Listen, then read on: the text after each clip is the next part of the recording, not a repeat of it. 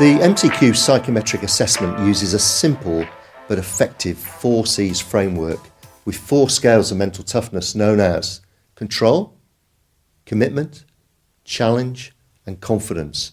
And the results indicate a range of mental toughness from 1 to 10 for each of the 4 C's and overall. And these overall and 4 C scores give the individual an accurate reflection of their mindset and a baseline from which to either develop or adapt their mental toughness. Now we'll examine each of the 4 C's in turn. So first of all, control. Control is your self-efficacy and the extent to which you feel you're in control of your life and that you can make a difference. In practice, if you're high on control, you feel your input really matters and that you're motivated to make a full contribution. You've got a good sense of who you are and what you stand for and feel comfortable in your own skin. You think everything is possible and you positively manage your emotional response to situations and the mood of the people around you. However, if you're low on control, that may indicate that you feel that events just happen to you and are outside your personal control or influence. You blame others and circumstances for your failures. You defer things easily. And finally, you're negatively affected by the moods of other people. Now, interestingly, it's possible to be too mentally tough, both overall and on each of the 4 scales. And some likely characteristics here, if you're too high on control, are that you can be too intolerant of those people who aren't as positive as you. You can be a control freak and micromanage, and you can be perceived as a bully. Your can-do attitude can intimidate others. You also can appear insensitive because you may show no emotion at all. The next 4 C is commitment. And commitment is the extent to which you are motivated by goals and targets and will do everything you can to achieve them. It encompasses qualities such as focus and reliability. And in practice, if you're high on commitment, you feel able to effectively set goals and targets and reliably and consistently strive to achieve them without being distracted or diverted. You're strong at establishing routines and habits that enable you to be successful, and you're likely to be effective in prioritising, planning and organisation. However, if you're low on commitment, that may indicate that you find goals and targets intimidating and so find it difficult to set them and then prioritise them. You may also find it difficult to focus and you become easily distracted by other people and competing priorities. And you rarely adopt routines or habits to make you successful. And this may mean that you need to avoid tough deadlines and may need assistance with setting goals and targets and assessing competing priorities. Now, it's also possible for you to score too highly on commitment as well. And some likely characteristics here are you can overcommit and take on too much. You can miss doing things that are more important or more urgent.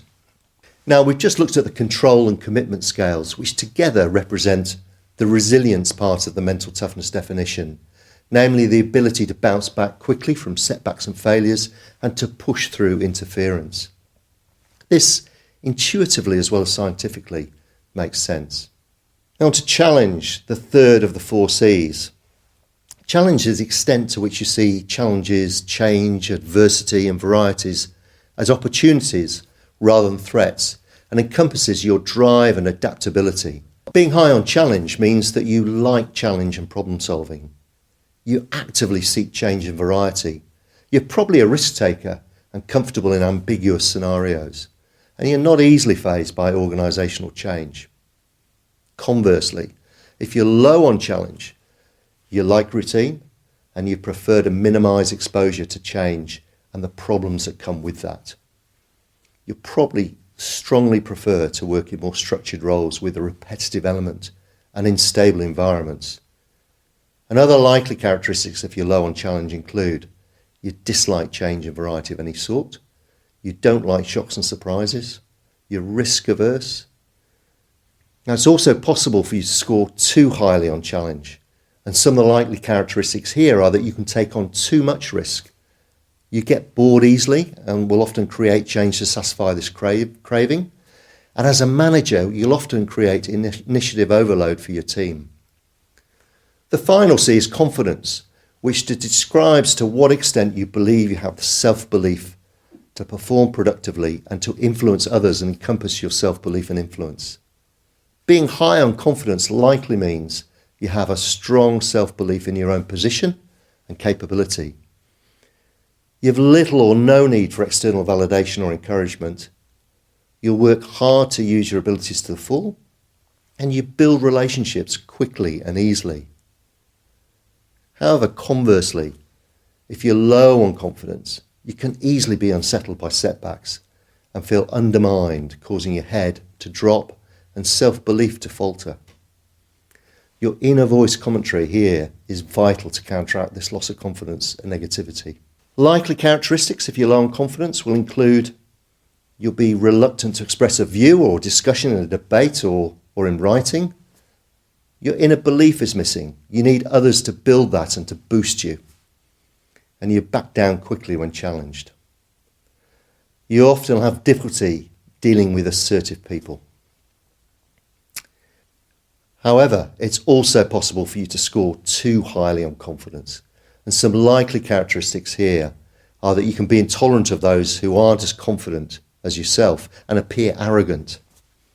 You can believe you're right, even when you're wrong.